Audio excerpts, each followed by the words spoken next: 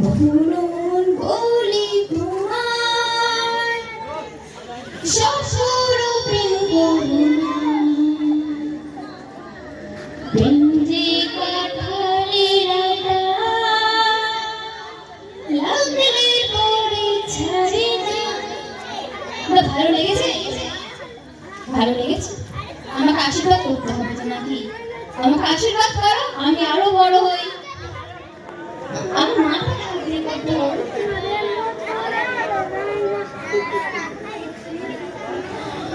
তো